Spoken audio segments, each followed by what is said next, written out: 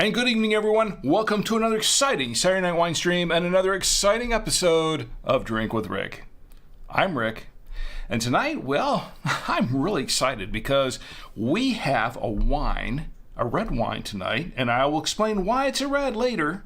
Except, of course, I like reds as well, but there's another reason we're having a red wine tonight, and we'll explain it later. But I'm really excited because this particular red is from a grape that's one of my favorites. It's a Pinotage. I like the Pinotage wines. So I'm really excited to try this grape in this wine tonight. And hopefully it'll be every bit as good as I'm anticipating it to be. And I hope you will join in with me as we taste and review it, pair it with some foods, and I have some lovely foods prepared by my lovely wife, Chi, tonight. And we'll have some fun tonight. We got some, oh boy, if I have a show ready tonight here. We're going to introduce the wine, we're going to toast some national days, and particularly one national day that I'm kind of excited to toast, and I think is relevant to wine as well. I don't want to spill the beans just yet, or spill the wine, as the case may be. Also, we're going to tell some dad jokes, and some new ones that I've never told on the show before that I recall. And, of course, invite you to share your dad jokes in the chat with everyone in the chat. And I'm going to show you a little bit of a frame from behind the scenes of the studio, I guess, a little bit. That's what's on my notes anyway. And, of course, it's an open chat tonight, so get in the chats and we'll all chat together.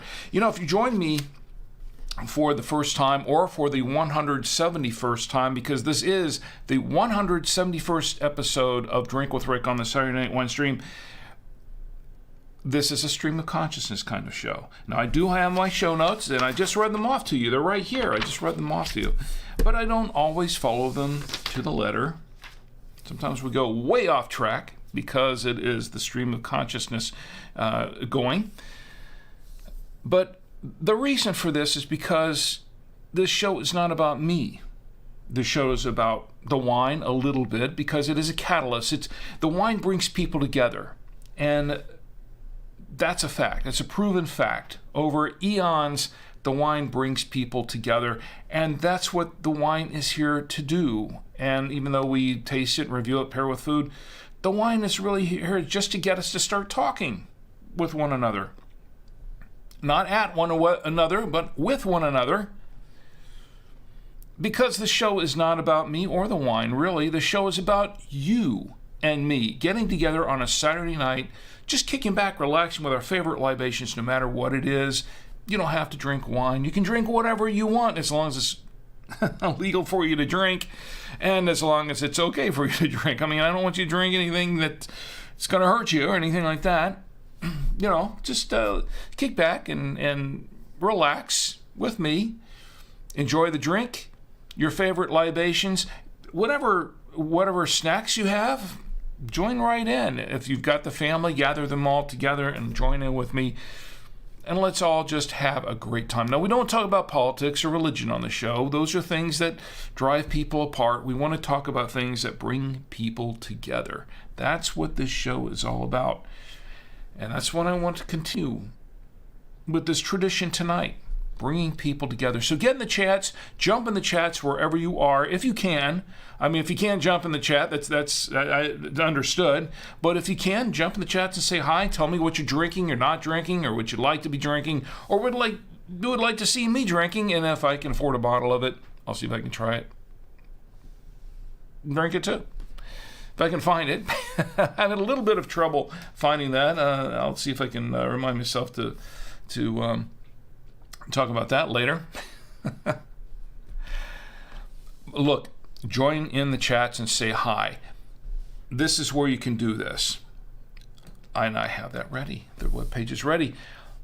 Go to drinkwithrick.com and click on the Saturday Night Wine Stream page. You don't have to, but this is just easier for you to find all these venues where you can chat with me online. If you're already on Facebook, join me. Go to the Facebook page at Drink with Rick and jump in the chats there and chat with me there online directly on Facebook. If you're on YouTube, go to the YouTube channel. It's Drink with Rick, and you should be able to find it without too much trouble. I usually can, and I usually do. And jump in the chats and say hi there. And also on Twitch. This is twitch.tv/DrinkWithRick1. Drink with Rick and the number 1. All one word. So you can join in the chats there on Twitch. Also on Twitter. You can tweet me on Twitter, and I am streaming live on Twitter. Yes, Twitter is @DrinkWithRick. That's Twitter. And also on Odyssey. Odyssey is Drink with Rick. You can just type in, do a search for Drink with Rick. You should be able to come up with the live stream. If not, you can type in the URL for this episode, which is Neethlingshof Pinotage. You should be able to find without too much trouble. Let me know if you can't. I'll see if I can help direct you to that area. Okay, and this is where you can go. You can also go to the website. Website is drinkwithrick.com. Now, I don't have a live chat going on the website, but if you click on the post for the podcast, a live podcast or the live stream, I should say, getting ahead of myself here. The live stream right now, click on that live stream page or that post. You'll get a comment box. Put in your comments, and I will respond in kind. It won't be right away, but I will respond and try to read these on the next episode of the show. Also, the podcast. The podcast goes out at 10 p.m. Eastern Time. 10 p.m. Eastern on Monday nights. Okay, there's a little bit of a delay because I prep the show up for the podcast version of it. And also, I give it a little bit of time so I can do some other technical things I need to do, getting the show up there. But you can listen live. What am I saying? You can listen to it on Apple Podcasts, Google Podcasts, Spotify, TuneIn, Deezer, Stitcher Radio, Blueberry.com, iHeartRadio. What else? Amazon Music, podcastindex.org. That's the Podfather's website. And by email, if you go to drinkwithrick.com on the subscribe page, click on the By Email button, the little blue button that says By Email. Put your email address in the box there, in that little form. Send it off, and you will get the latest episode of Drink with Rick as soon as it drops. And no salesman will call. It's just to hear the show. And you can unsubscribe from many of these venues at any time, but please don't. You're going to miss an episode if you do. So subscribe and you can get the latest episode of the podcast. Of course, the thing is about the podcast is if you're watching live stream now, if you missed something, or if you can't watch the live stream now, you can always listen to the podcast later. You can always watch the live stream or the Winestream later. It won't be live then, but you can watch it. We do store the recordings on almost all those venues, so you can pretty much watch it anytime, anywhere, on just about any device. That is the amazing part of all this technology. We can get together pretty much anywhere, anytime, anyway, and just have a good time. How about that? I'm going to go ahead and check the chats real quick. Dan is in the chat. My good friend Dan is in the chat, and he says, "Hi, Rick. Hope all is well." He's on Facebook. And great to see you, Dan. How are you doing? And hope all is well with you as well. Haven't had any wine yet, but I'm about to. What are you having tonight, Dan?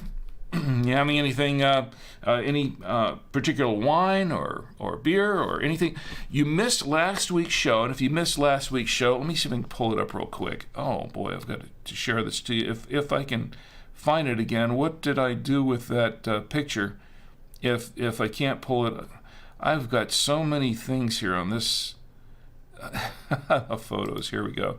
Let me see if it's still in here. Oh yes, it is. It is in here. Okay. This I want to show you. This is what we did last week. If you recall, on last week's episode, the recap there. My son Tommy Antio came on the show, and he tasted a couple of ciders from Ace Cider. There was a pineapple cider and a guava cider, not necessarily in that order.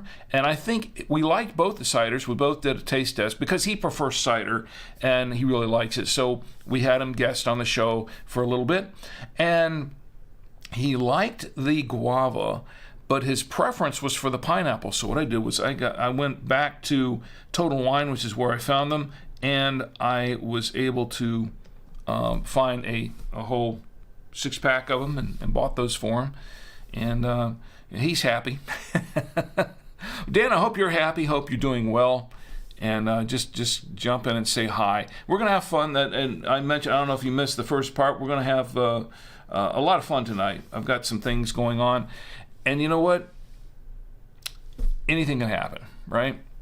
Anything can happen. Let me check Twitch. Twitch is kind of quiet at the moment, but we have folks watching on Twitch, so please jump in the chat and say hi. And on Odyssey, and where else we're on? On my lovely wife Chi is watching on YouTube, and she says hello, and hello right back at you. Let me show you what my wife has prepared tonight. Let me pull this up on camera 3. There we go.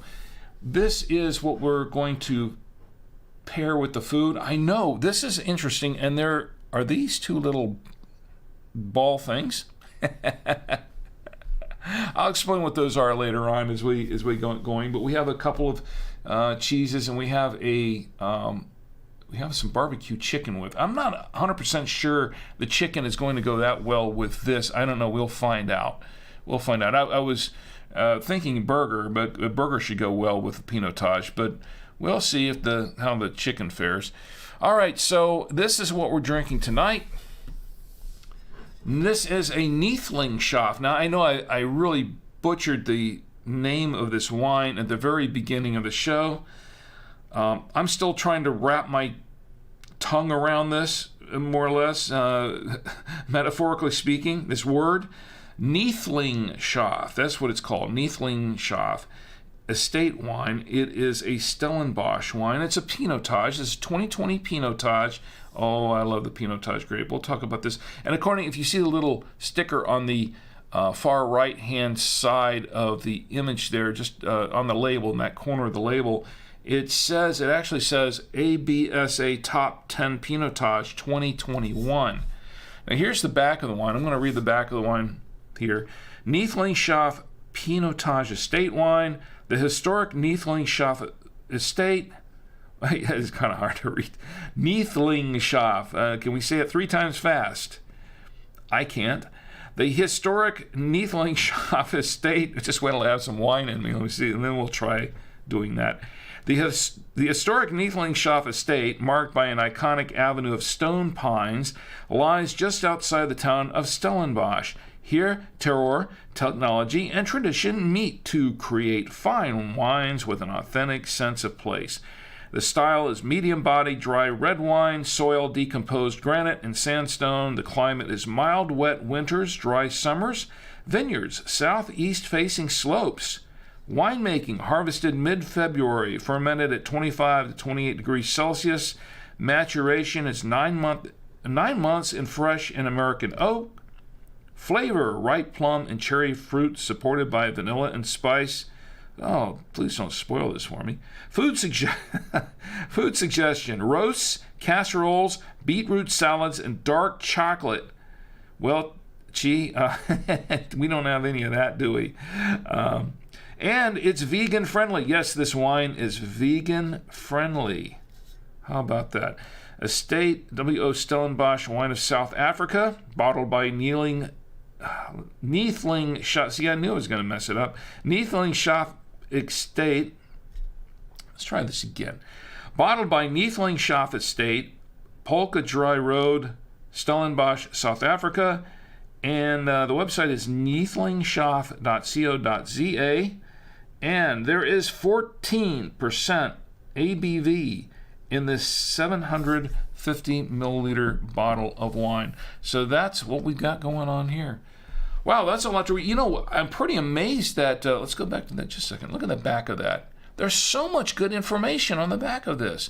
Now, why can't, okay, I don't want to go on a rant right now. It's too early for that. But why can't all wines do this? Why can't all wines do this? Instead of having little cute things like, well, Bob started his vineyard in 1895 and has passed it on to his children and his grandchildren, and they've been making wine for 180 years, and this wine's always great, and it's just really good wine. And then they make up some kind of great, fantastic little story about it, and they don't tell you anything about the wine. They just, have this little story in there.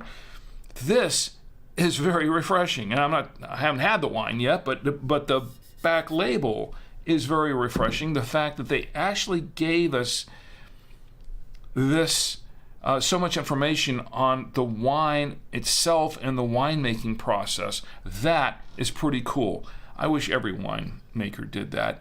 Now, it's interesting is that before the show, I did not read this label, by the way. Before the show, I checked around to find more information on the wine, and I went to their site, neethlingshof.co.za product/Pinotage, and got the information from there. And they had some information and tasting notes. They had a text sheet on it, which I downloaded and then I promptly discarded. Let me see if I can pull it back up here. Open with. Okay, let me see if I can open this with. I don't have anything to open with. Thought I had. This is a PDF, so I thought I had I thought I had Acrobat Reader in here, but apparently not. All this time on this other computer. All right, so they have a whole text sheet on this thing, and wow, there's more on here. Well, we'll read it. We'll read it as time goes by, if I can remember to do it. If someone can remind me to do it. In the meantime, let's go back to the chat, see who's in the chat. And you may have to help me out here on the cheeses again, because you told me what we had, and I promptly forgot. And that's how I roll. So, well, I'll tell you what, let's get to opening this wine, right? So we can go on with the show. So, this is my foil cutter. I'm going to cut the foil. Dan, it's great to see you, by the way. And I hope everyone's doing well. Let's see. Oh, wow, we have a cork here. Now I need my mechanical corkscrew, which I conveniently put way out in the way so I could barely reach it. The mechanical corkscrew. This is a lot of fun, It looks, in some ways it looks almost, I don't know, almost looks punk tech. You know what I'm saying? Well, I don't know. That's just my opinion. For what it's worth. Yeah, it looks. Well, anyway, I like it. It's very cool. It's a very cool contraption. Okay, and we've got I'll make sure that I'm not. A couple of times I've punched this thing in here, and I'm putting the aerator into the top of it right now, and sometimes they fill these things so full that the displacement just kind of shoots it up everywhere, and then I have a mess on my hands. But not tonight. Look at that. It fits just nicely. I'm liking this Pinotage already, and I haven't had a sip yet. This is nice, and the bottle's nice too. I like the bottle. It's a nice bottle, and the label is pretty cool. All right, and to pour the grape nectar, I have my genuine and trusty Galway genuine crystal glass from Ireland, given to me by my employers at bytwowayradios.com. Genuine Irish crystal glass. Doesn't get any better than this. Tom is in the chat. Tom, it's great to see you. Tom says, hey, Rick. And hey, right back at you, Tom. It's really good to see you. I'm glad you're here. I hope you're having a great evening. Hope everyone is fine. Stick around. I know you probably just got here and missed the the rundown here, but we're going to have a lot of fun. I've got some things planned, but you know what? As I said before, as I said at the beginning of the show, and every show, this is a show about us. So you pretty much direct the show. All of you in the chat, direct the show. I'm just the host. You make the show. All right, we're pouring a little bit of this wine in here. We're going to give it a little bit of a swirl. I really do like the fact they put all these tech notes here on the label. That's very refreshing. Hope the wine is as refreshing as the label is. If that's the case, then we're in for a great evening. All right, so we've got, wow, this is a very dark ruby color. This looks very full-bodied. I'm not surprised because most Pinotage wines are like that. And we're going to talk about Pinotage here in just a moment.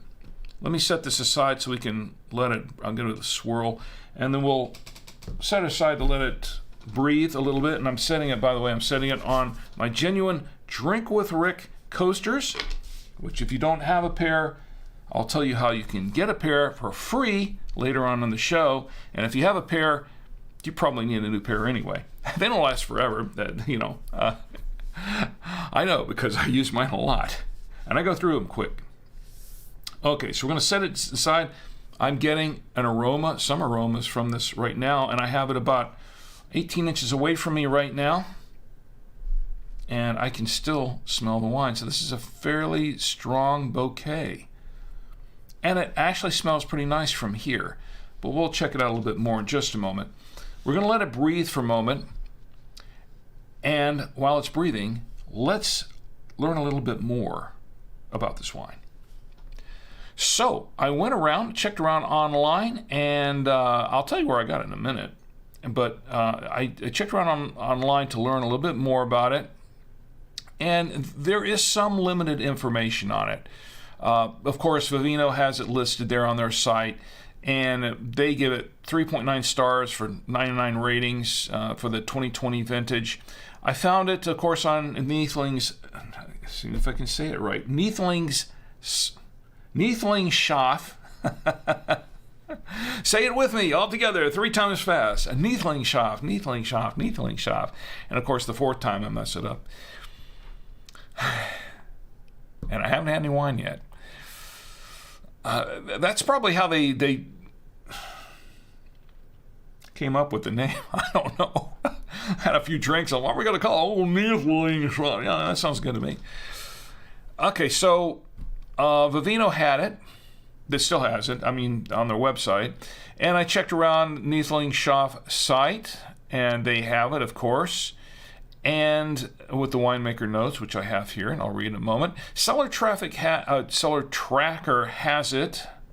I'm not kidding. I haven't had anything to drink tonight except water. That's going to change in a few moments. Okay, so Cellar Tracker has it listed, and they give it a 90 CT90. That's a 90-point review out of 1 user review. So somebody liked it. That's a good sign. So, but I didn't find it too many other places. Now, this is where I found it. I found it at Total Wine. I went down to the Total Wine in our local Charlotte area here, and I was looking around specifically for Pinotages, and I said, I'm in the mood for Pinotage.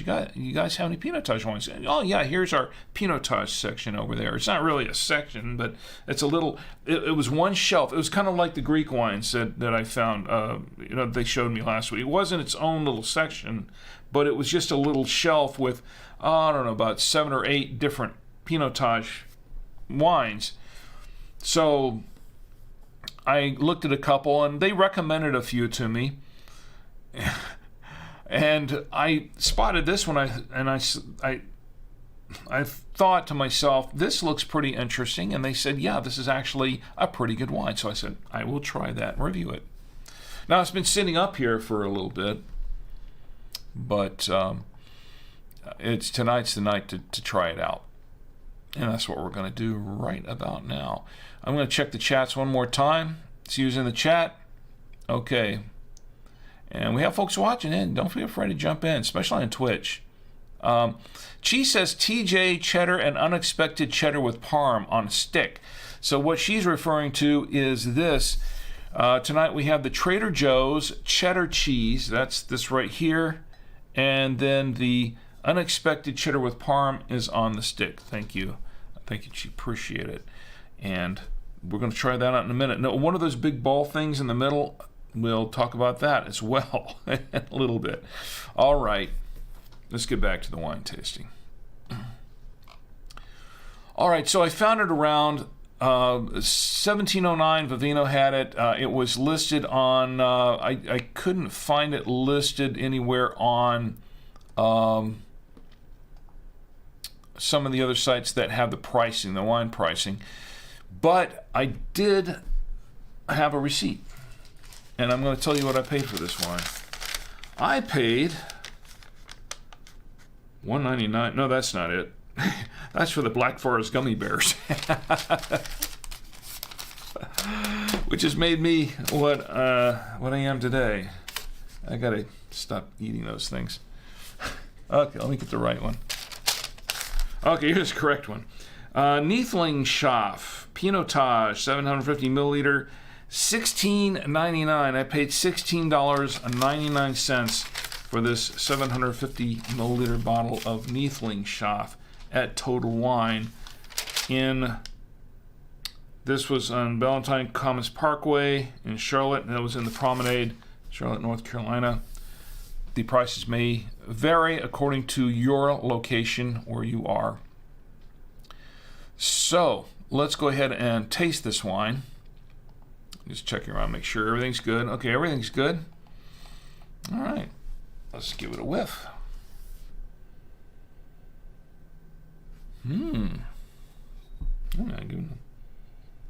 Wow, I'm tasting. You know, I tasted just a little bit of cola in there, but I'm getting some plum.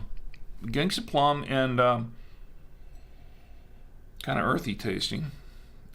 I got a little cola in the first whiff, but I'm not getting that now. Oh, interesting. Okay, I'll get a taste.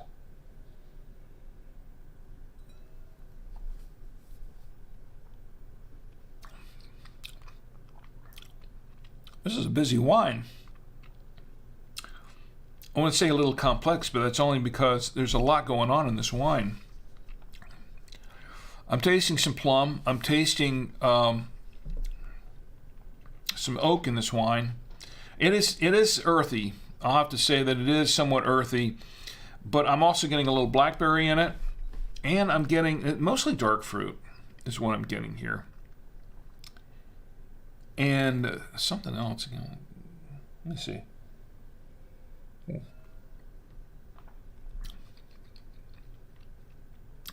Maybe just a hint of cinnamon. Yeah, a hint of cinnamon, but mostly. And now the plum is kind of subsiding a little bit, but blackberry mostly, and some plum. And it is a bit earthy, but there is a lot going on in this wine. I'm probably going to, as this opens up a little bit more, I'm probably going to be getting more flavors out of this thing. We shall see as time goes on. I think the first taste, it's mostly blackberry and plum, and just I thought I got a little hint of cinnamon and vanilla in this. See if I can get any more out of it. Ooh.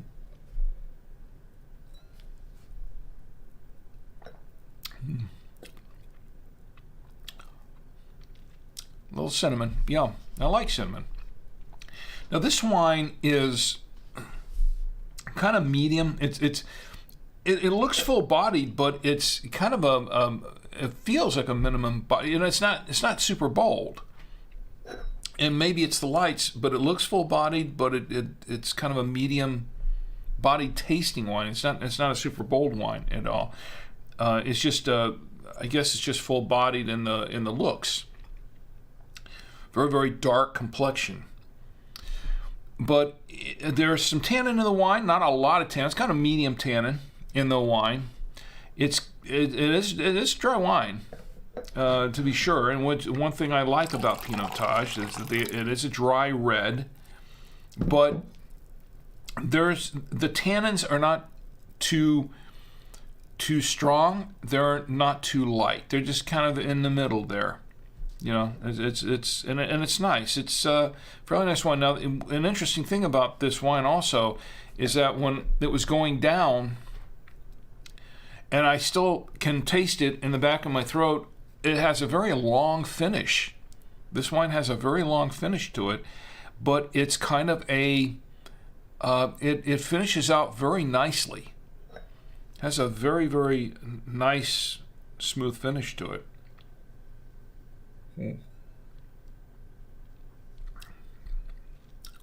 Yeah, I like that. It's very nice. And not unexpected for a Pinotage. I like that very much. I'm liking this wine so far. This is actually pretty good, and I can see why it's had a number of good reviews on it. So far, I like it. Although the blackberry is starting to overpower what I was tasting with the plum. The plum is sort of subsiding a bit. Still a little, it's earthy. But the vanilla is still there, and just a little bit of cinnamon. I like that. Very nice so far. Let's get back to the chat and then we'll do some tasting.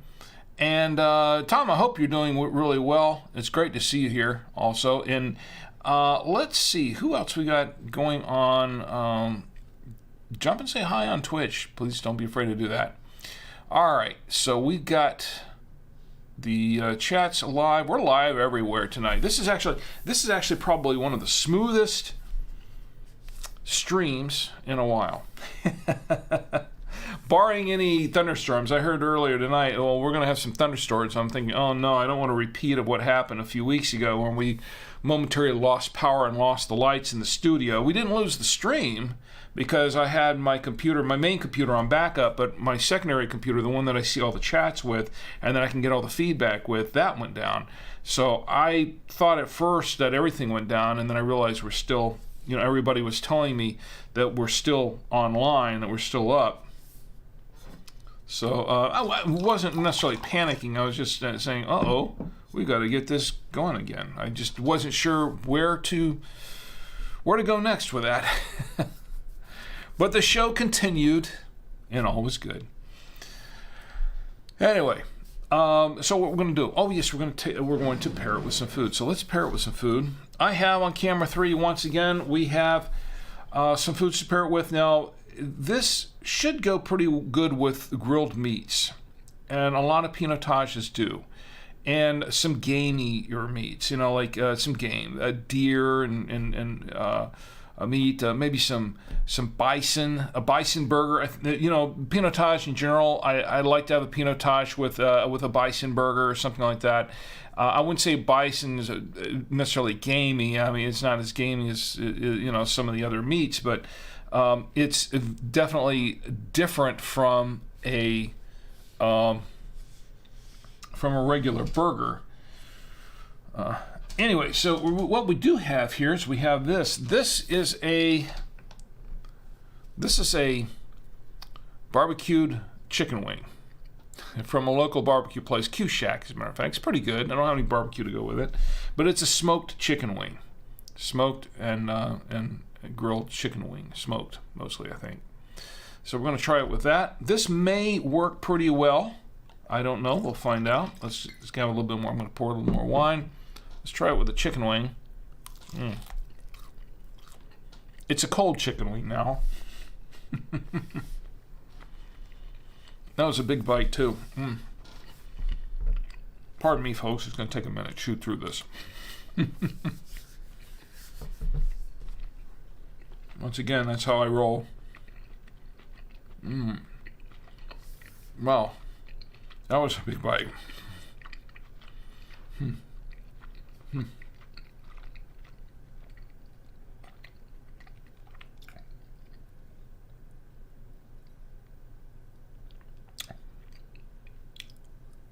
Not bad.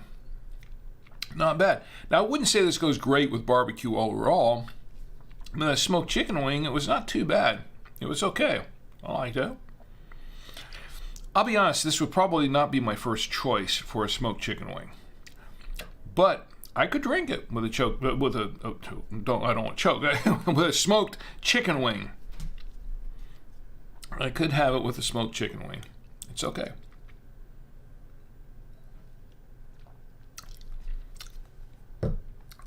Yeah, would you like it in a house? Would you like it with a mouse?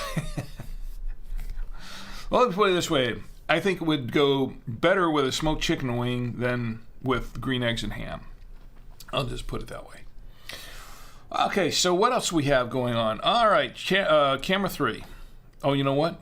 I forgot to do something. Let me clear the palette a little bit, because that's what we do here on this show. We want to keep it authentic. Clear the palette first. I don't want to mix my tastes up like I mix up my words. Let's keep something straight on this show. All right, so let's go back to camera 3, and we're going to have it with the, that was the unexpected cheddar with parm. That's what we're having. This is what's on the stick, right? Unexpected cheddar with parm. This has cheddar. I like this cheese. It has cheddar, and it has little bits of Parmesan mixed in with it. And it's a very interesting taste. This is not a super sharp cheddar, but it is, I'd say it's kind of a medium cheddar, but the Parmesan cheese that's mixed in with it gives it a different texture. It does. It gives it a little bit of a different texture, and mixes in with the cheddar to give it a little more of a sharper taste than you would normally probably expect from this cheddar. Very good cheese, by the way. Yeah, I like this cheese. See how it goes with this wine.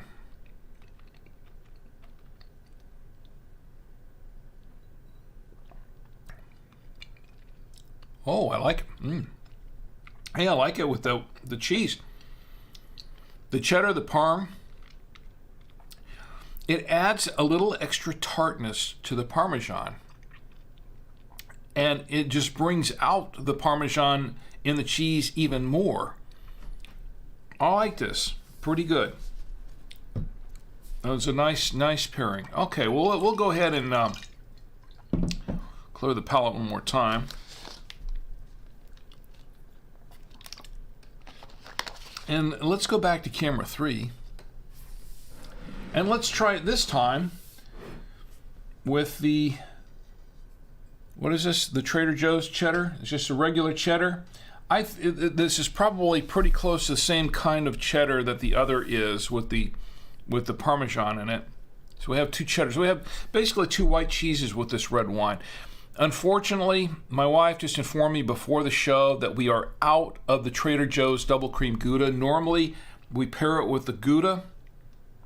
Unfortunately, we are out of it. Apparently I ate the last of it last week on last week's stream. So and we weren't at. I was at Trader Joe's the other day, as a matter of fact, and so was my wife. But neither of us thought to get it. Which camera am I on? Oh, I'm on this one. I thought I'm on that one. Okay, let me switch to that one then. How about that? There we go. Okay, now I'm going to start talking to this camera. Okay. All right. Such is this show.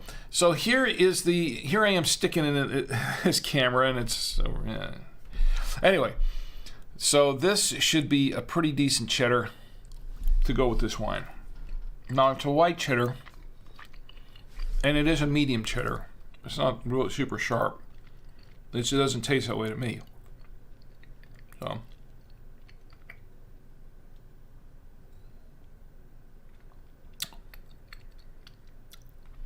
Okay. Actually, with this cheese, I think the wine and the cheese kind of cancel each other out just a little bit. So I have to say that the taste is not spectacular. There's nothing super spectacular about it. It's, I wouldn't say it's bland, but the two tastes kind of cancel each other out a little.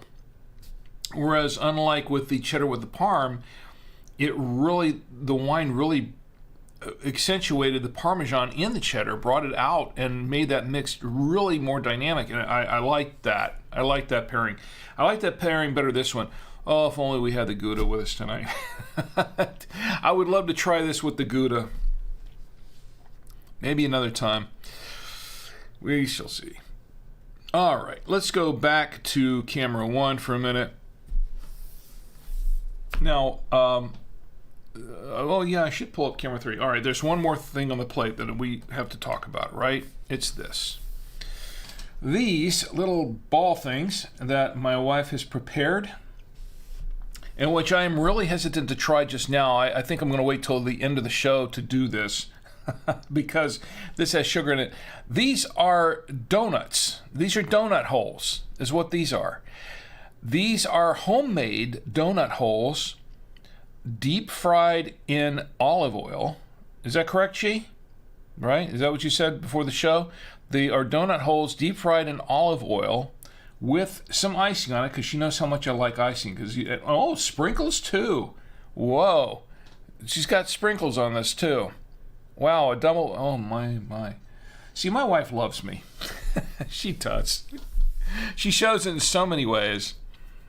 Okay, I'll have to explain this. All right, so I got a running joke in the house where she bakes something. She makes something and really nice, and she'll bake this wonderful. It could be a cinnamon loaf or some kind of a bread or some kind of a muffin or something like that, and I will say it's great, but it needs icing. It needs icing. That's what I was saying. All it needs is icing. So when she puts icing on it, she'll make a cupcake or something. She'll put icing on it, or she'll make some kind of like this morning. She made homemade cinnamon buns. These things were awesome, and she made them with homemade.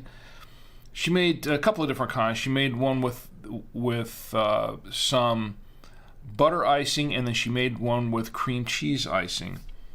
These things were awesome. I know, because I had 3 of them. They weren't that big, but oh, I'm so ashamed of myself. They were good. And then of course I said, well, they're great and they have icing and everything.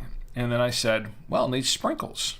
It needs sprinkles. So if it doesn't have any icing on it, I'll just say it's great, but it needs icing. If it has icing on it, then I'll say great, but it needs sprinkles. And here she put both of them to make me happy. She put both icing and sprinkles on this thing. Oh, wow. My wife made me the man I am today. Okay. Anyway, no, I'm not blaming it on her. That's my fault. It's totally my fault. And yes, she says in the chat, she added one more item here that I did neglect to mention. These aren't just any donut balls or donut holes or whatever you want to call them. I like to call them donut bowls. Balls. Donut balls. Here you go. These are gluten-free donut holes, deep fried in olive oil, as she just said in the chat. Deep fried in olive oil. So you know they've got, if they're in olive oil, you know they have to be good for you, right? That's right. That's the good cholesterol, right? If you're going to have cholesterol, you got to do it with good cholesterol. All right. And my sister Penny's in the chat. Penny is in the chat. Great to see you, Penny. Penny says, looks like a drumstick. Which one? The chicken wing? Yeah, it is a drumstick, or what's left of one, with a big bite in it. They were good, by the way, actually. All right, well, I'm going to save the donut balls or the donut holes towards the end of the show, and we will taste it with the wine because, desserts and wine go hand in hand. There are dessert wines out there. They go great with desserts, too, by the way. So we'll try that at the end of the show. Stick around. We'll see. We'll do a tasting, a last minute, and we'll see how they pair up. this should be interesting. The reason I don't want to do it now is because with all this sugar in the wine, I could be just bouncing off the walls in here, and I don't think the walls, such as they are in the studio, can take it at this point. By the way, here's a little inside. If I pull up my photos again. Okay, I got the ciders up. All right, let me show you.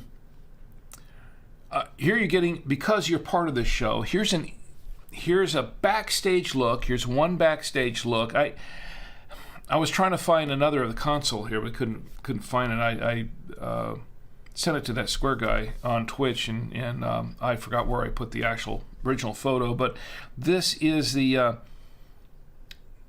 more of an overhead view of what the set looks like, or what it did look like until I took down some of the bottles. But this is kind of a backstage view of the set. I've had folks ask me before about the set and about what I put into it. And yeah, I do put a lot into this show. And as a matter of fact, this is the most expensive show I've ever produced. And I do it for fun. I mean, I don't even make any money on this show.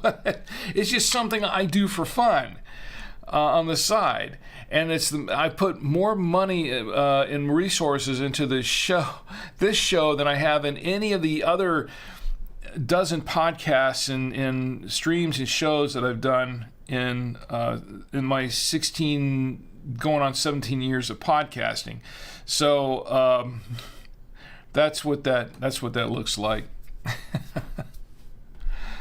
So just to give you an insider view or a view from the other side of the set, because I've had people ask me, "Oh, what's this look like? What's your set look like?" Okay, yeah, well there it is, one view of it. So anyway, where were we? Okay, so we've got an agenda here. We got stuff to do on the show tonight, and I think it's time for one important thing. By the way, I want to give a shout out to my nephew Ben, if he's there, my brother-in-law Tom, and my sister Penny. I want to give a shout out to you and to my nephew Ben. Here's to you. And you know what? I think we need to do the shout out. There you go. Here's to you. And I hope you all are having a great evening. Okay, let's go toast some national days. Some national days. I've got to put that back up there because it's time for do the national days, right? Let's queue up to do the national days because we have some national days to toast, and then we have some dad jokes. Get your dad jokes ready. Tom, I know you're a dad. I know you've got some dad jokes, but throw them in the chat. Send out your best dad jokes, by the way, and anyone who can give me their best or worst dad jokes or send them to me or whatever, you could win a copy of, where did it go? Put the dad joke away. There, the book, 365 Dad Jokes. Oh, it's over there across the studio. I picked it up and I put it across the studio because I was doing some cleaning, and it's way over there. But you could win. Won't win that copy. I'll send you another copy. But your best and worst dad jokes, I can read them. If I read them on the show, then you could win a copy of 365 dad joke, or 365 days of dad jokes. Truly terrible jokes. Anyway, so we have the national days. That's what we're doing. Okay, we have some national days coming up. Let me cue the national days, and I'll the wines back there. That's for the national days. The fireworks are for other things. The national days, where are they? Oh, yes, they're right here. Courtesy of nationaldaycalendar.com. I hope everyone's ready to toast with me because we do have some exciting national days to toast. Need more wine. Okay. And Penny, if you're here to watch me over imbibe, you may get your wish. It is 14% alcohol by volume. And I love Pinotage wines. All right, August 27th, which is today for another hour and 3 minutes, is National Just Because Day. It's National Just Because Day. Why? I don't know, just because. And we're going to toast it. Why? I don't know, just because. So here's the National Just Because Day. Because, well, just because. National Just Because Day. I didn't make that up. It's actually a national day. It's a national. Go to nationaldaycalendar.com. Just go there and look it up. It's a national day, and you can ask Marlo, my friend Marlo Anderson. He's the CEO of nationaldaycalendar.com. He'll tell you it's National Just Because Day. He made it. I mean, he put it up there just because. August 27th is also National Pots de Crème Day. What is National Pots de Crème Day? Well, I'm going to read it to you. I'm going to read it to you directly from the National Day Calendar.com. Well, it's pulled from, scraped from National Day. Sorry about that, Marlo. I'm giving you credit, Marlo. This is I'm giving you full credit. On August 27th, National Pots de Crème Day sets the table with a delicious custard dessert. Collect your ramekins because this day gives you another excuse to use them. Recipes for this delightful French dessert date back to the 17th century. Its name means pot of custard. Who knew? Or pot of cream, which also refers to the baking dish. While a pots de crème traditionally bakes in small pots with lids that may also be baked in other small porcelain dishes. On the spectrum of custards, pots de crème is a loose custard. It should not be set when baking completes. That's good to know. By the way, did you know that stressed spelled backwards is desserts? Just saying. Pots de crème. National Pots de Crème Day. I will drink to that. Gee, maybe we could do that sometime. There's a recipe on there somewhere, nationaldaycalendar.com, I believe, how to make pots de crème. And it is pots de crème day for another hour. 1 hour. So we have time to make some, right? All right. Okay, so August 28th is National Bow Tie Day.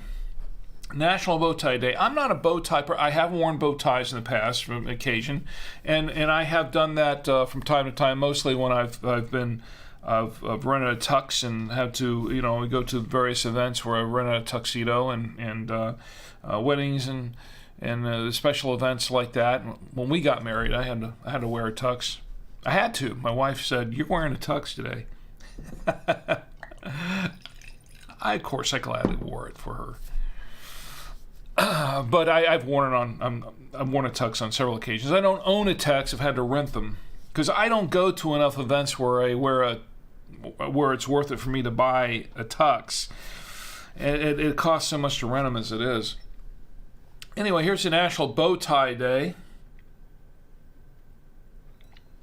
If only it were National Mai Tai Day, then we'd have something to celebrate. Okay, it's also August 28th, which is tomorrow in about, it'll be today in about 59 minutes. It's tomorrow now.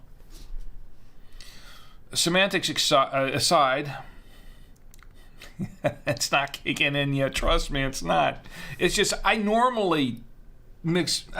normally mix my words up this way. That's how I do things. Podcasting is hard, you know that? National Cherry Turnovers Day. It's going to be National Cherry Turnovers Day. There you go. I'll drink to that. I like cherry turnovers. I'll drink to that. Oh, guess what it is tomorrow? Ben, if you're watching, I don't know if you're a fan or not, or if you were a fan in the day. It's National Power Rangers Day. Yes, that's right. National Power Rangers Day. I'm serious. August 28th it's Morphin time, as they say on nationaldaycalendar.com. It's Morphin time, the mighty Morphin Power Rangers. Now, I was a little too old at the time when Power Rangers came out, but I was never a big Power Rangers fan because it was not, it was outside of my era, I guess. But I was busy watching shows like Johnny Quest, the original Johnny Quest, not the remake. The original Johnny Quest. That's what I liked when I was a kid. And for cartoons, the classic Warner stuff and Tom and Jerry and things like that. Scooby-Doo. Scooby-Doo's been around for ages, So, it's amazing how Scooby-Doo has survived all these decades, all these generations. There's still, people that are into Scooby-Doo. Mighty Morphin Power Rangers. I've watched a few episodes from time to time, not in their entirety. I mean, I would kind of like watch a little bit here, a little bit there, but I was never really into Power Rangers that much. It wasn't animated. I know it wasn't animated. I'm lumping in the animated shows I watched with the live action stuff, but that was because when I was a kid, it was mostly cheap animated, limited animation stuff on TV. We didn't have Power Rangers. We did have other stuff. Now, I take that back. We had other stuff on TV back in the time, like we had stuff like Puffin stuff and what else we had? Thunderbirds and things like that. But Power Rangers that came after I graduated from school. Quite a while later. National Power Rangers Day officially recognizes its original Teenagers with Attitude and celebrates all things Power Rangers. There you go. I'll drink to that. Now, when you talk about Teenagers with Attitude, well, I don't know. I guess I used to watch the Teenage Mutant Ninja Turtles too sometimes. They didn't really have... They could get attitudes from time to time, but they were more like, just a bunch of fun-loving guys, turtles, who just happen to be ninjas, and their master was a rat. But a weird show. That's some weird stuff we grew up with. Maybe that's the way we turned out the way we did, right? Yeah, right. Okay, so National Power Rangers Day. I did drink to that. Okay, National Thoughtful Day. Tomorrow is National Thoughtful Day. I will drink to that. It's good to be thoughtful. I will drink to that. Well, let me think about it for a second. Okay. A toast to National Thoughtful Day. It's also National Bridge Remembrance Day. Now, I'm going to explain this. If you're not familiar with the Rainbow Bridge, I'm not that tongue twisted yet. Rainbow Bridge Remembrance Day is August 28th. Now, I'm reading this from the nationaldaycalendar.com. The death of a pet, whether furry, feathered, or an uncommon variety, is felt deeply. They become family and a familiar part of our lives. Mourning their death is different for everyone, and the observance provides a way to heal the ache of loss. It says here, and I'm going to kind of paraphrase this just a little bit. The pain of loss is real. And as each person travels through their grief, we remember the companionship and comfort they provided to us.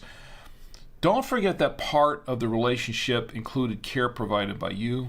The empty space left by the loss of a beloved pet is sometimes a difficult void to overcome. I can attest to that. Our whole family can attest to that because we lost last year. It's been almost, can you believe it's been almost a year? Almost a year. In another month it'll be a year, I believe, that we lost a beloved pet. And I have a photo of him here. I just wanted to do this. Where is he? He's right here. Oh, Cosmo. I'm going to give a toast to this day, Rainbow Bridge Remembrance Day. There are many animals yet to find a home. In time, you can be their home. And they're talking about rescue pets, I think, or just adopting a pet. But our beloved dog Cosmo is really Tommy's dog, but he was really a part of the whole family. He was literally part of the whole family. And losing him last year was very, very difficult for all of us. Very difficult for us. And he was just so loved, and he is so greatly missed. And our little dog Cosmo, just I don't think I've ever known a dog quite like him. Just a sweet dog. Anyway, but that's for Cosmo. Here's a toast to Cosmo and to pets everywhere who we've all lost. Here's a Rainbow Bridge Remembrance Day. I will drink to that, and I will drink to it again. There is one more national day to toast. One more national day, and this is a very special day too. And the reason I'm filling my wine glass is because this day is related to wine. Did you know that today is National Red Wine Day? Yes, it is National Red Wine Day. It is absolutely National Red Wine Day. I have red wine. Do you have red wine? You don't have to have red wine, but you know what? It's a great way to celebrate the day. It is. So here is to National Red Wine Day. I will drink to that. And I will drink to that again, just because it's going to be National Red Wine Day. Now, technically, it's not National Red Wine Day yet. It's going to be National Red Wine Day in 50 minutes on the 28th. But I'm going to go ahead and celebrate it now. So here, once again, is to National Red Wine Day. I will drink to that, just because. All right, and with that, I think that'll do it for the National Days. Once again, oh, this is Cosmo again. Once again, this is what we're drinking tonight. What we're drinking tonight is the Neethlingshof Estate Wine. This is a Stellenbosch Pinotage, the 2020, 14% alcohol by volume. And wow, what an amazing wine this is turning out to be. I'm really liking this wine. And I'm not just saying this because I've had a lot of this wine. I'm saying this because I really do like this wine. And I've had, I haven't had that much, but look at that. It's not even half the bottle yet. See, look, Penny, it's not even half the bottle yet.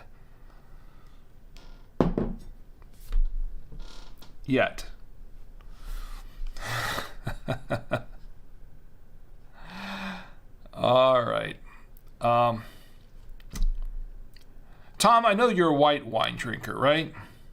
You're a white wine drinker, and if I had a white wine to drink tonight, I would have certainly opened it up for you.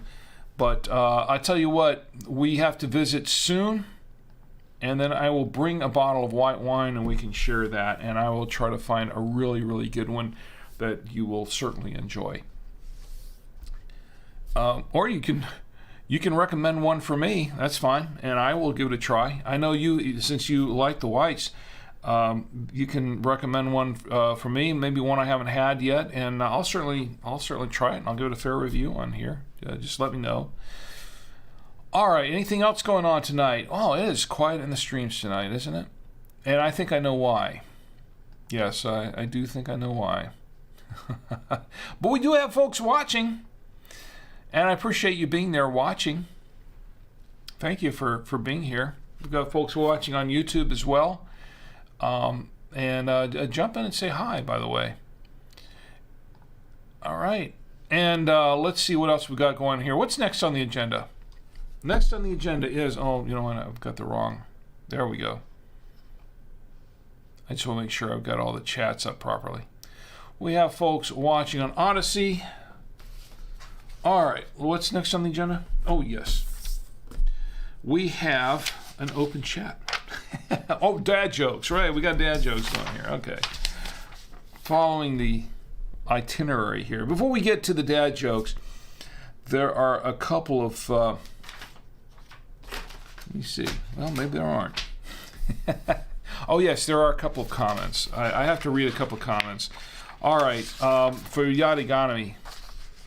Yadagami read, and as you know, he's pretty regular in the chats on YouTube. He watches the show on YouTube pretty regularly. But last week he couldn't make it in time for the show, but he left some nice comments because he watched the show later on YouTube. And Yadagami-sama says, I couldn't be on the live show Saturday, but I'm glad you get to try the ciders. They're both my favorites. And once again, he's referring to the ciders that I was showing earlier, which I still think I have here somewhere in the photos. It's the Ace ciders. So where Tommy came on the show, and he guested on the show for a little bit, and he tried, because he loves ciders.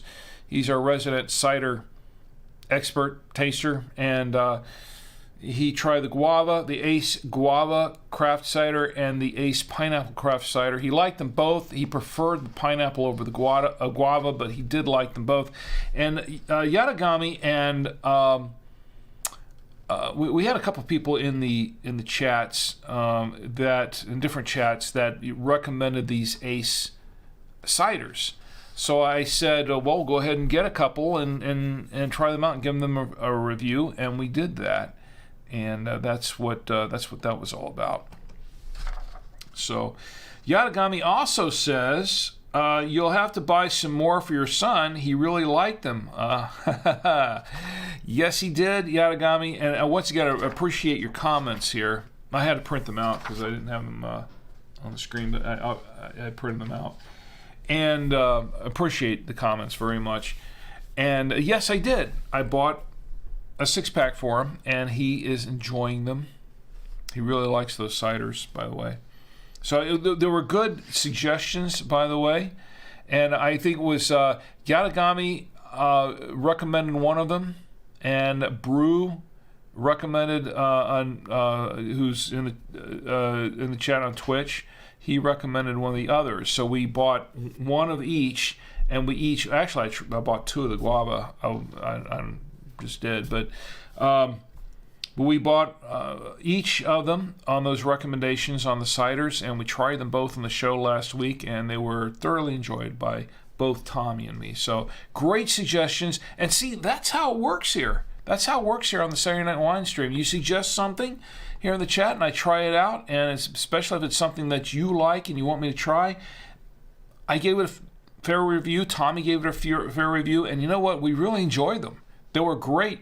I have some of the best wines that I've tried were wines that were not just wines that I picked out, but were wines that were recommended by you, that you've picked out, that you said, hey, I like this wine, give it a try and see what you think of it. And some of the best wines we've had on the show in the past were wines that were recommended by you. And you've made some fans out of me for, of Tommy and myself for the ciders and some of the other wines that we tried. So thank you. Keep them coming. Keep them coming. And you can send them to Rick at SavoyMedia.com. Send them to Rick at SavoyMedia.com. Or you can just drop them in the chat anytime. That's fine. That's fine too. Okay, so I've got one more other thing. What is this other thing? Oh, yeah, I've got to tell you about this real quick. All right, for those of you who are watching the chat or watching the show regularly and have maybe on Facebook, now I'm not really having issues on the other platforms right now. In this, Facebook has been creating an issue recently with the show, in the sense that Facebook has always caused me. I've always had issues of one type or another trying to do stuff streaming on Facebook. They're not the easiest to deal with doing streams. They've made things easier. Now, to their credit, they've made streaming a little bit easier, but I still get annoyed with a couple of things they do on the back end when you're sending up streams, especially if you're doing a regular stream every week and they insist on trying to be overly helpful with the things that get in the way of setting up the stream. I'm not going to go into detail on that, but this is what's been happening over the last 5 weeks or so. And I'm bringing this up to you because you're part of the show, and you need to know, especially if you're on Facebook and you've experienced this on watching the show, or if you've had trouble with it in the past, you kind of need to know about this.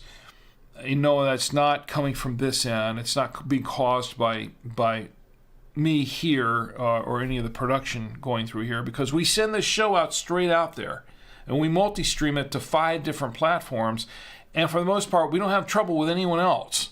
It's just Facebook. In this case, what has happened over the last 5 weeks or so, Facebook has been muting certain parts of the show, particularly the open and the close. Now, as you know, you watch the show from beginning to end, and some of you do.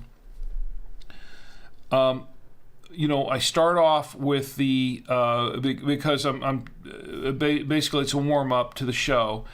I start off the countdown, get everybody, so everybody can have a chance to get situated and everything. Find their seats and get their snacks and their drinks and all that together. I mean, the show does follow a formula, and for the most part, it works pretty well. So we have the countdown there, and it gives people time to hey, the show's coming on. Let's get our drinks and our snacks and everything. And we get together, sit down, and watch the show. Then I start the show with the open, which is a piece of music called Sweeter Vermouth. Haha. That's apropos, isn't it? Yes. Intentional, yes. Sweeter Vermouth, and this is by a composer by the name of Kevin MacLeod. And Kevin, who I have purchased music from in the past, and as a matter of fact, I have been, how should I say, when I had my Apple iPad before it broke, and I had to toss it, I used to play a game called Welder, and Kevin MacLeod was in the game system and connected with him there. And anyway, so I have purchased a number of pieces from Kevin over the years, and used his music for a number of things, not just for personal but also for work. My job at By Two Way Radios, I do a lot of videos, and from time to time we need some music, and sometimes I've used some of my own music that I've created, and sometimes we bought music, and we purchase rights to the music when we need to do that. And we use a lot of Kevin's music because I like his music. He does some really good music.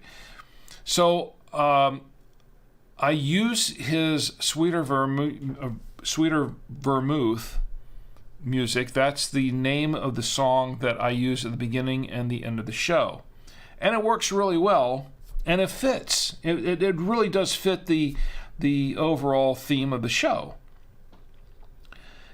And just to let you know, for full disclosure, I've purchased a license for this music. This is not unlicensed music. Now, he does release it on a Creative Commons kind of thing, but I use it for the show. So, and I want to support Kevin because I like his music. So I purchased that track. So I have a license, a valid paper license for using this music. So over the last 5 or 6 weeks, and there hasn't been an issue up until this point, but over the last 5 or 6 weeks, Facebook has decided that on their own, or maybe somebody's flagged it, I don't know, has decided that that the music doesn't really meet they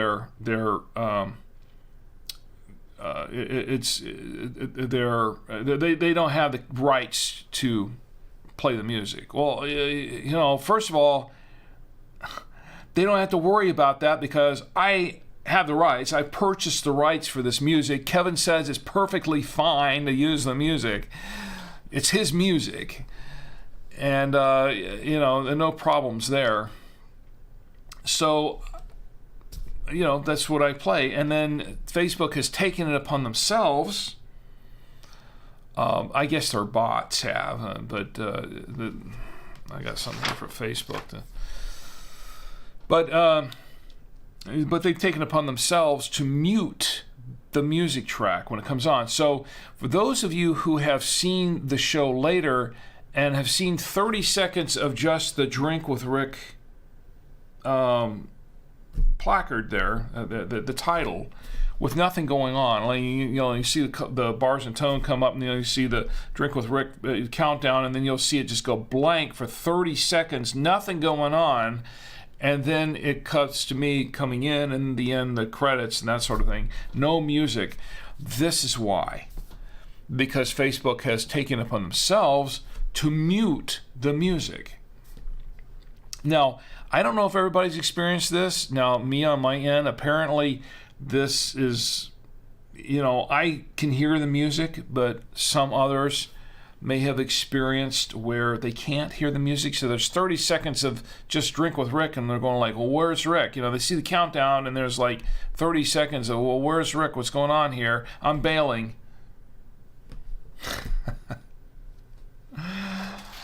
So after about 4 weeks or 5 weeks of this, and they'd send me, Facebook would send me notifications saying that, hey, we're muting pieces of your show. Now, to compound this, as you know, I show videos on my show. These are not just some random videos. These are not videos owned by some big production company. They're not owned by Paramount Studios or Disney or anybody like that. They're my own videos, or videos that my son has produced that we own the copyright to. There are videos or films, and some of my films I show from time to time, like I did last week or the week before. I show films. As a matter of fact, Dan, you probably missed it, but I showed what's kind of a sequel to the Analyst, we called The Traveling Guy, and I showed that a couple weeks ago. And it was well received. People really seemed to like the video. They thought it was really cool. Or it was a film. It was actually originally shot on Super 8 about 40 years ago. Been restored. So they people enjoyed the film. There is often music in those. That music is original music. Generally, a lot of that music is some of it in the case of The Analyst, by my friend Ed, who is often in the chats, who watches the show a lot. He's often on the show, and he did the music for that one. And my friend Jim Chamberlain, who's done a lot of the music for a lot of these films. We own the music. We own the rights. It's our music. It's original. And so on occasion, Facebook has said, oh, we're muting out some of this stuff. We're blocking it out. We're going to black it out so people can't see it in certain countries. Getting a little bit, this is my rant tonight. So getting a little bit frustrated with this, and people saying, hey, your stuff's getting censored. So I sent. I went to. I had a hard time trying to find out where to do this, as a matter of fact, because Facebook does not make this easy. Unlike YouTube, like if YouTube issues a DCMA or a warning for a copyright strike or something like that, claiming that somebody else owns the music or whatever, there are channels, there are avenues where you can dispute that. And for the most part, that works okay. Odyssey doesn't have that issue. They don't care. Honestly, doesn't care. They're good. YouTube, they're usually pretty reasonable about it, and some YouTubers might disagree with that, but I really haven't had an issue with YouTube as yet. Knock on wood. That's wood, I think.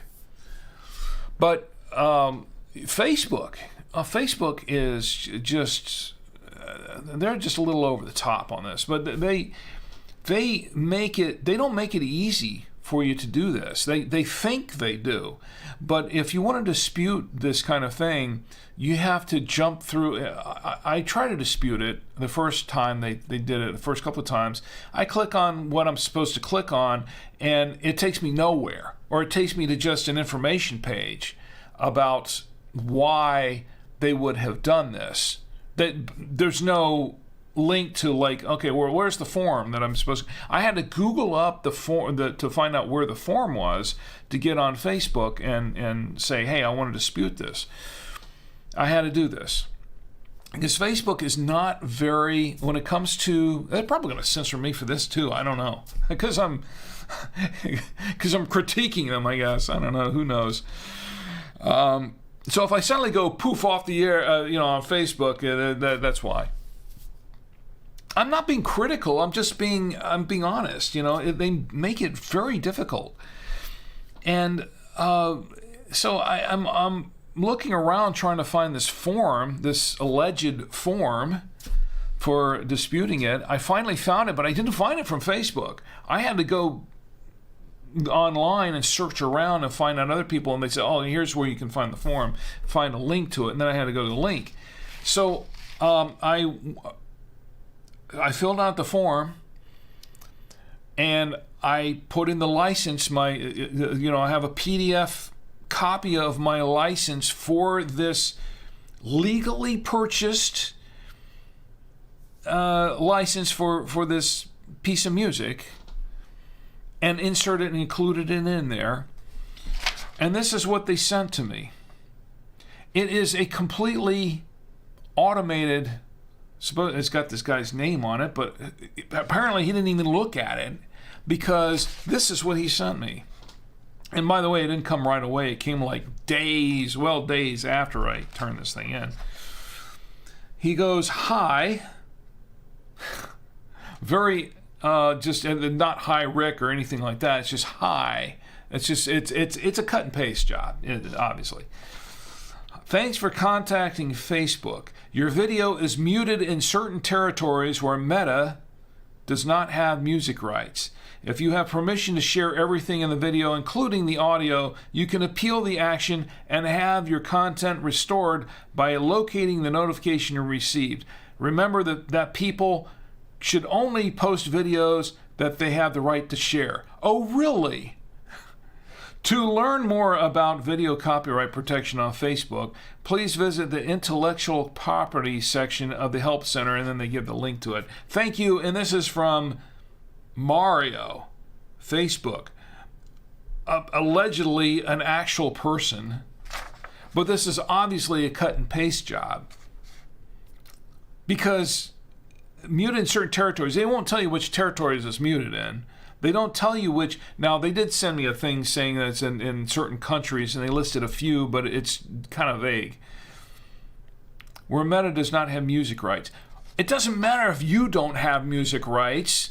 I have the music rights, and I'm sending it out through you, so I should have the right. You shouldn't be muting my stuff, Facebook.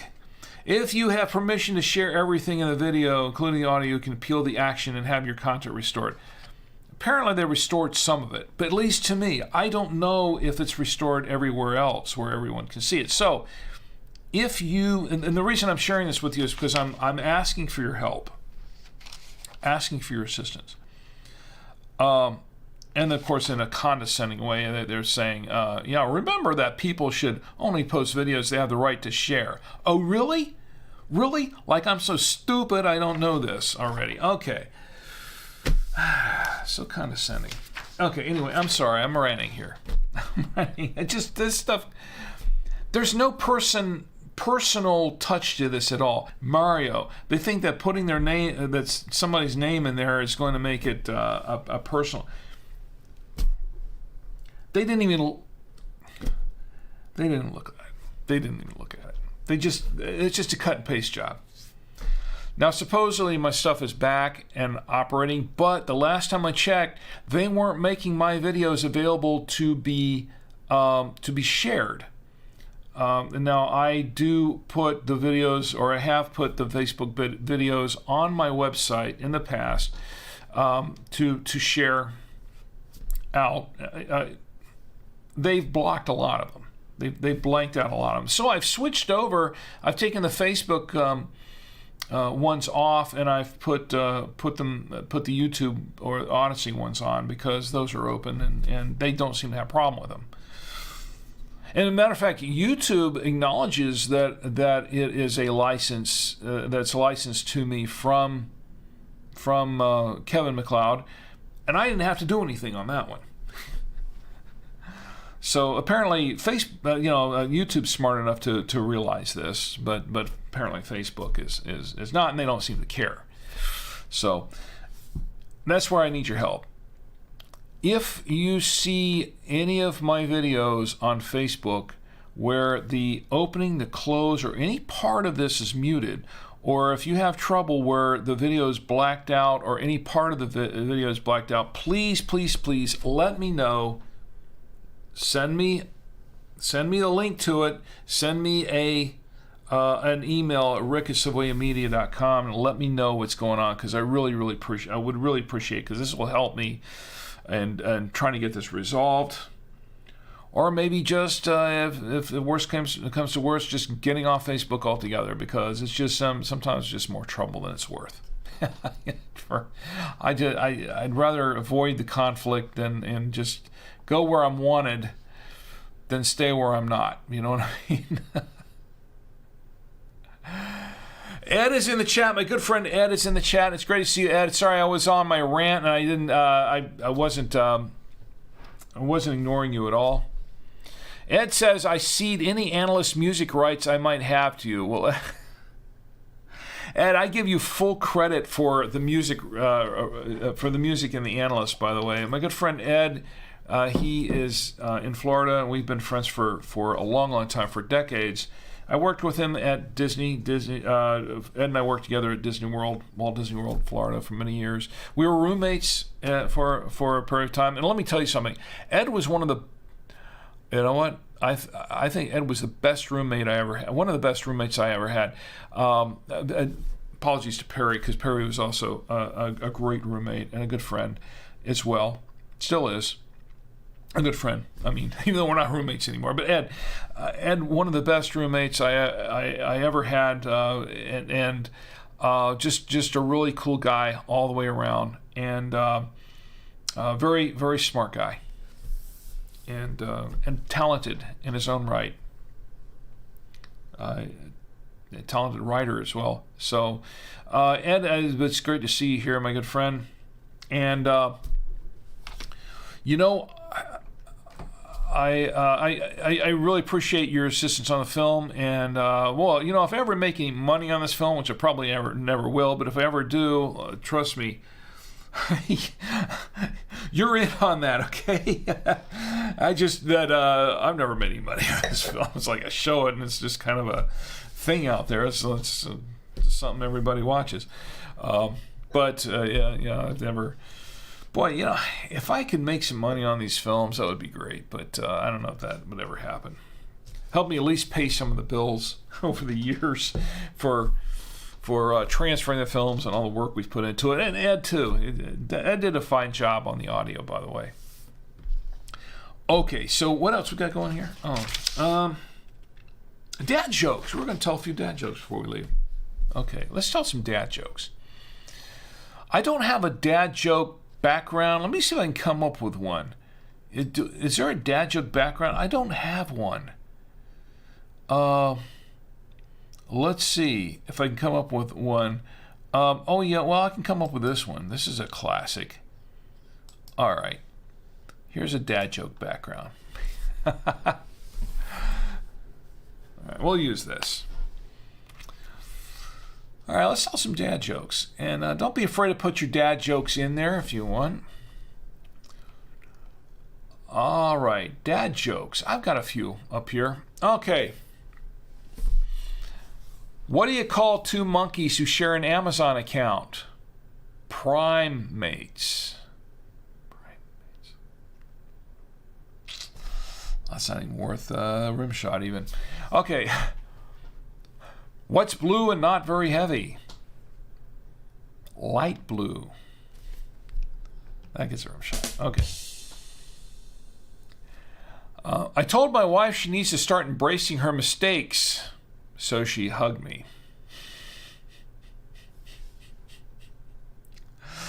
Yep, she did. Where do bad rainbows go? Prism is just a light sentence. I think it's a rim shot too. Why not? Where's my rim shot? Thank you. A little late there. All right. What is this thing? Oh, okay. Why did Novak Djokovic pay for his flight to Australia with a MasterCard? Because his visa didn't work. Okay. What's the least spoken language in the world? Sign language. Okay, whatever.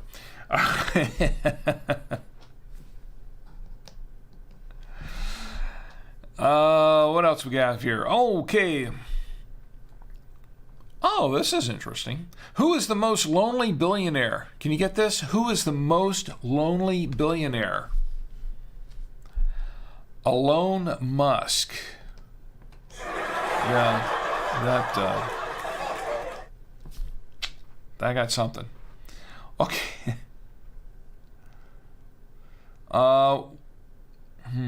I gotta pick a few. I can't go too deep in the weeds with these things tonight. Why did Karen press Control-Shift-Delete? Because she wanted to see the task manager. Okay. If you're not familiar with keyboard shortcuts on Windows, you're not going to get that joke. All right. Yeah, that was a little bit. No, that's a dumb one. Let me see. That one's too dumb. Yeah, that's too bad for even me to read. Okay, I like this one. I can't find my Gone in 60 Seconds DVD. It was here a minute ago.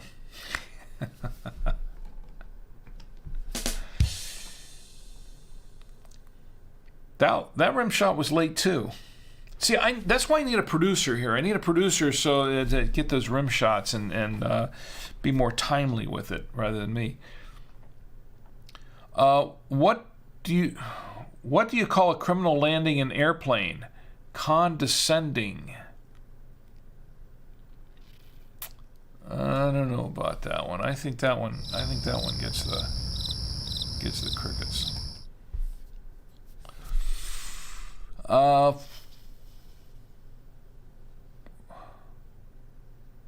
no, this is just awful. How do you get a blind person to see? Usually by boat. I don't know.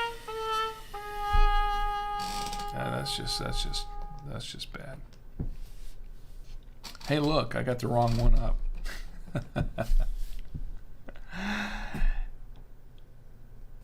What kind of doctor is Dr. Pepper? A physician, like physician. Good. Right. All right. My son got angry the other day. My son got angry when I told him the sky is the limit for you. He wants to be an astronaut.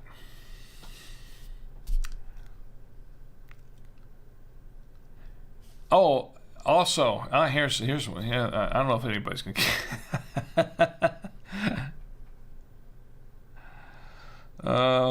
These sweet dreams were made of cheese.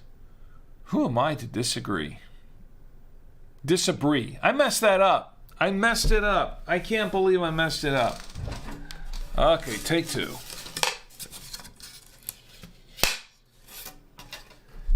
All right. Let's try it again. If it's not even worth reading anymore. Never mind.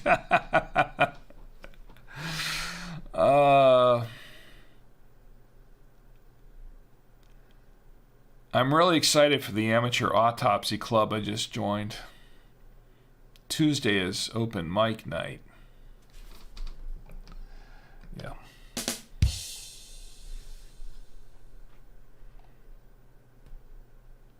Let's read one more, then we'll call it a night. Okay.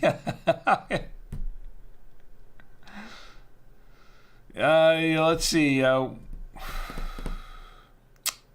can't read that one.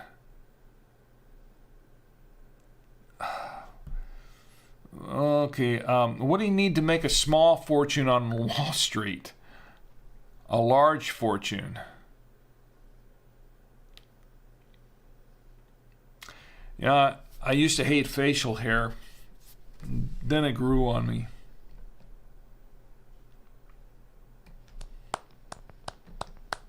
Yeah.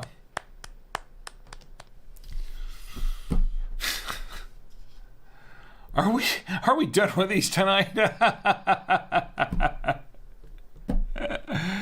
Oh my. I think we're done with those. All right, once again, send in your best or worst dad jokes. Scott is in the chat. Scott is in the chat on Twitch, and it's great to see you, Scott. Tell me how you're doing. All right, Scott has a dad joke. Can I read this one? All right, forgive me, folks, but I'm going to read this one. Nobody yell at me, okay? All right, Scott has one in the chat. He says, should I read this? Okay. What do you call a female biker? A menstrual cycle.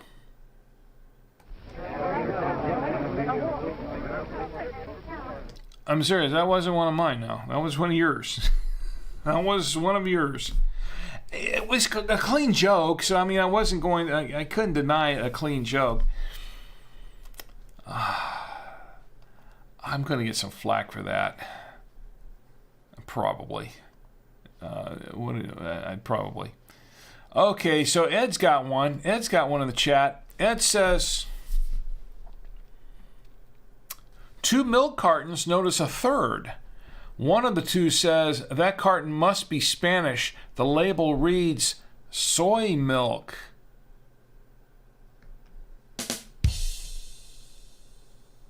You get a rim shot on that one. Thanks. Soy milk. Okay, for those who don't know Spanish, I like it though. It reads soy milk.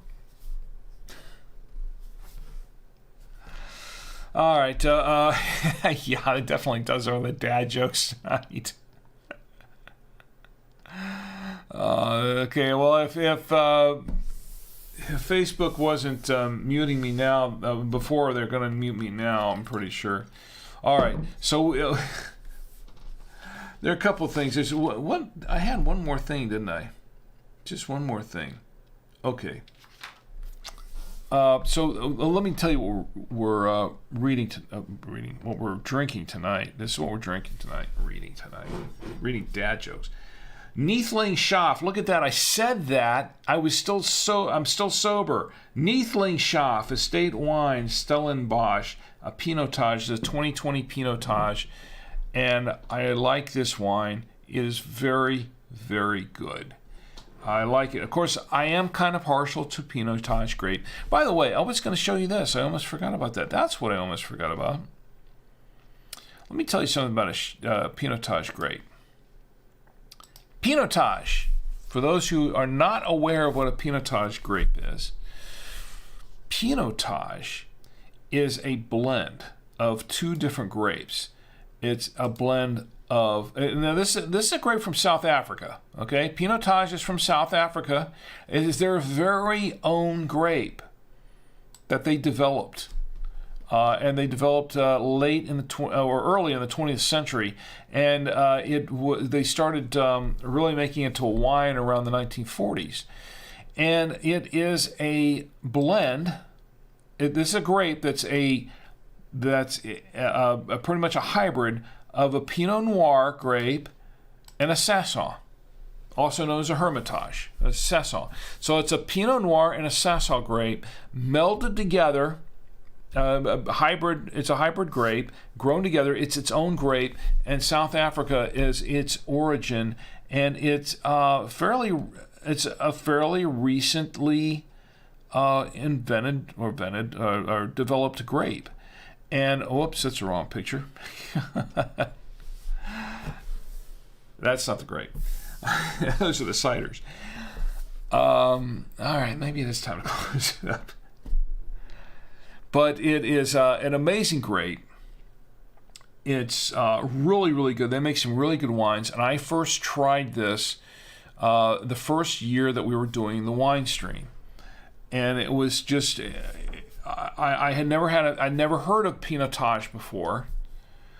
And I tried a Pinotage wine. We opened it up and reviewed it here on the Winestream. And I was really impressed with it. And I really liked the grape. And I was so impressed with this wine that I thought, oh, wow, this is my new favorite wine. One of them. Anyway, I have a few. But this is a new favorite wine. So whenever I have the opportunity where there is a Pinotage wine around that I haven't tried, I want to try it and review it on the show. And that's what we've done. We have a few of them. We have a couple of them back here that I've reviewed in the past. And I've never been disappointed with these wines. And I'll have to say that this is another example of a wine that I've really enjoyed.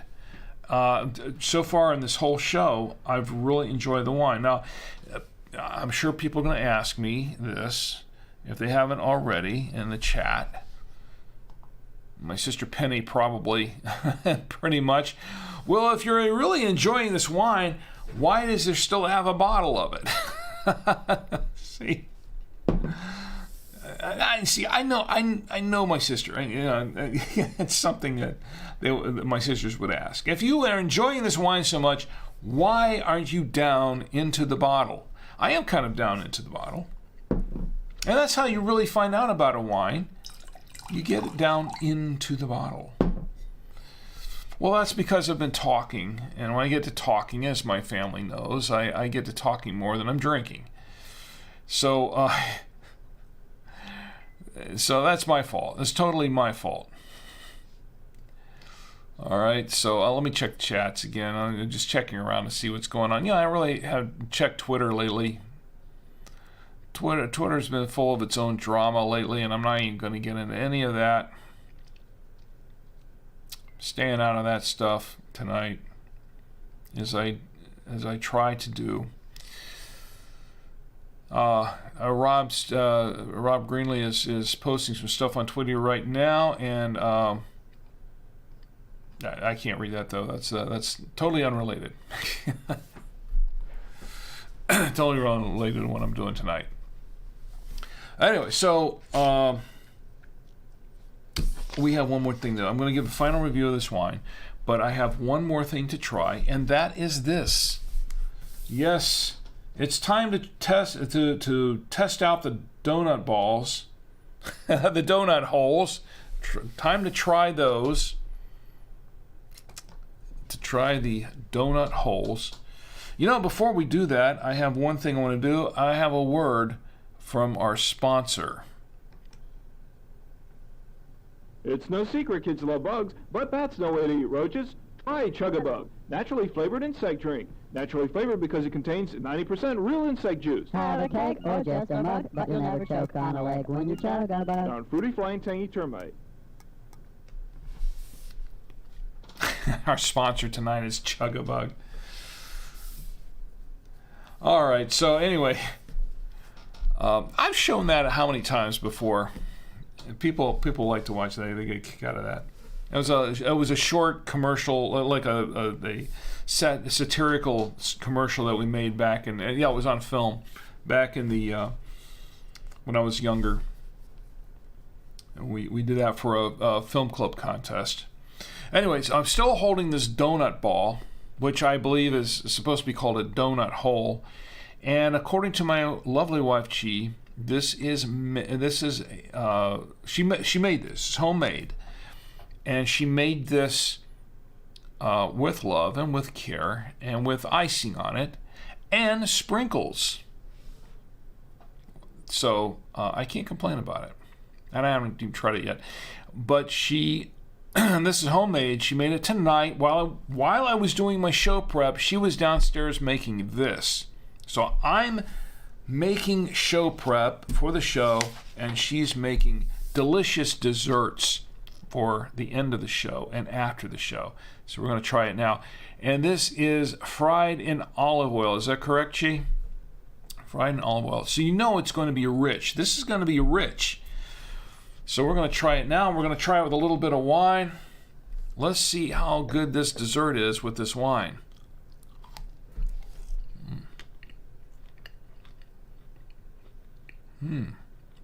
Wow, it's good. A little chewy because it's been sitting here for a while.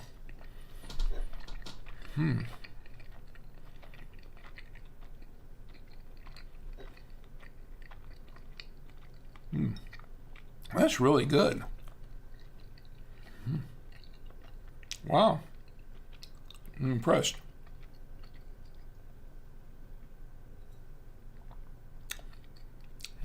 Whoa. That is, well, that's good. I've got to try the other one. Got the, she has a spruce of mint on here. This is from her own mint garden. And it smells very minty, by the way. All right, let me have another bite of this. I got to do this again because, well, no, it's good.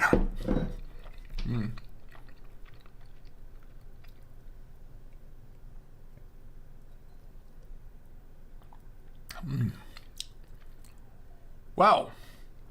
And that's why I do this at the end of the show instead of the beginning of the show, because I'm going to have a sugar rush here between the wine and that really, really, really good donut ball, whatever you call it. I don't care. It's good.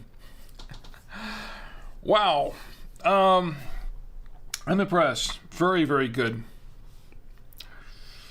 And I think I just gained another pound. And by the way, I've been reading this book.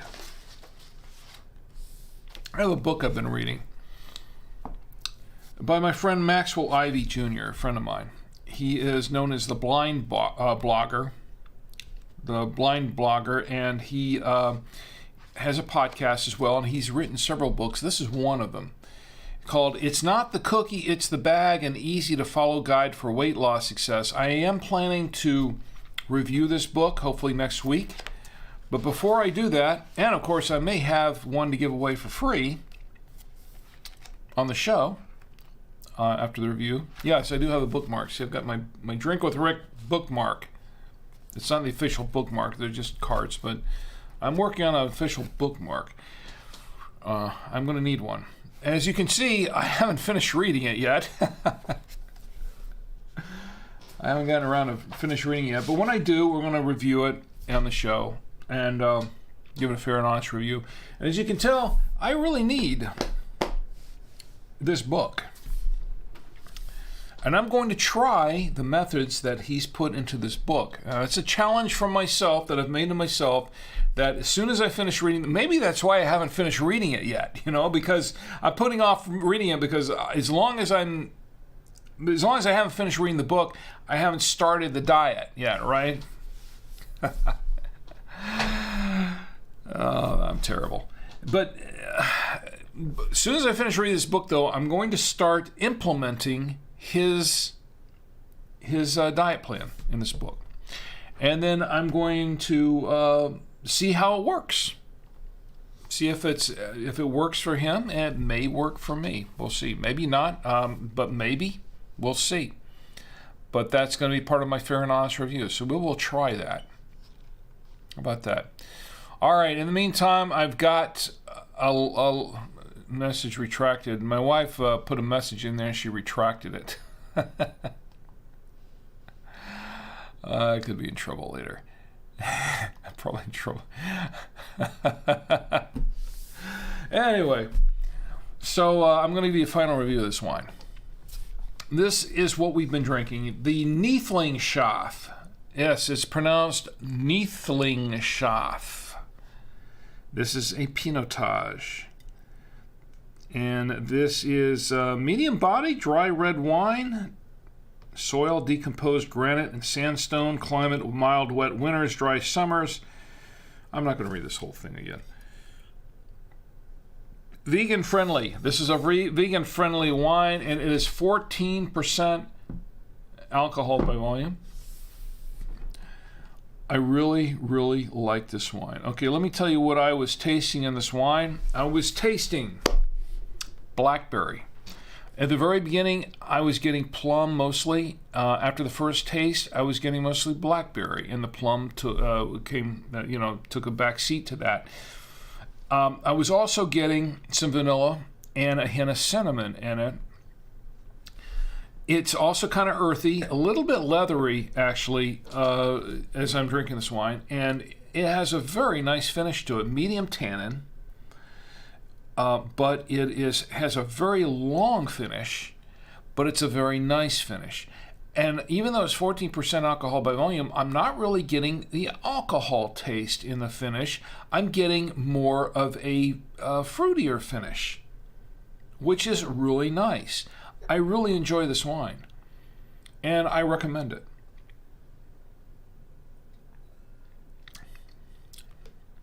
And I think the taste of the donut balls, I'm going to call them donut balls,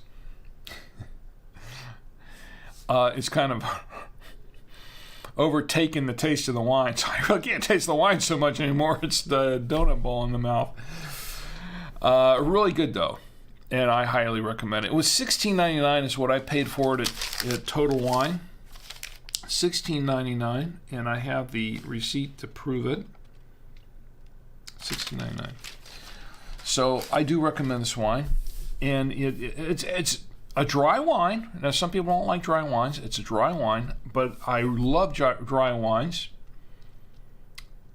and I like this one very much. So I give it 2 thumbs up. Excellent wine, and that's my final review of the wine for tonight. I'll tell you my final review on everything else, though. I would say that Facebook, the verdict's still out on that. We'll see how they handle this show tonight. If they're muting anything or otherwise censoring anything on this show tonight. Let me know, please let me know. It's important because I'm following up. I'm watching this very carefully, and hopefully they're not going to give me any trouble. And I want to thank everybody who's joined me tonight. I'm checking around the chats. Well, we've had folks watching tonight. A few chatters, but mostly people watching tonight, and I really appreciate you being here. It means a lot to me. It really does. I want to thank Tom and Penny and Ben, if you're watching also, and my good friend Ed. And, Dan, please. I haven't forgotten you, Dan. And everyone who's been watching me tonight on the show. Also, Scott, thank you for being here. Thank you for being here and watching me on Twitch as well, and everyone who is watching my lovely watchee, and everyone who is watching me on YouTube and Odyssey as well. Thank you for being here. and on Twitter, which Twitter I can't really see. Apparently there's some tweets there, but I can't really see them at the moment. But thanks for joining and watching me on all these venues. I do appreciate each and every one of you. Okay, before we go, there's one more thing. There's one celebrity who is here to show up for tonight, and I think you know who it is. It is none other than Roadkill Bill. What's the matter? Cat got your tongue? There you go.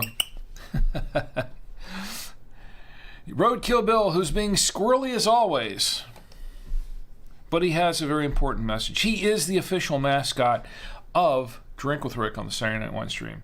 And we will soon. Oh, you got something in there. There you go. Well, you're kind of coming apart there, aren't you? I'll get that off you later. or not.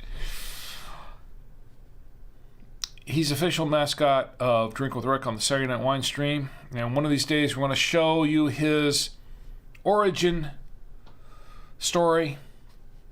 Once we get that all together. Roadkill Bill has a special message. Right, Bill? Bill says, please do not drink and drive. Drink in the comfort of your home, your apartment, your hotel room, your dwelling, wherever it is.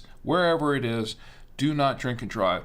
If you have to go somewhere, call an Uber, call a Lyft, call a cab, call a friend, take a bus, take a taxi. It's just best to stay put. Don't drink and drive. It's better for you. It's better for everyone around you. Don't drink and drive. Don't text and drive either, because that's also a bad idea.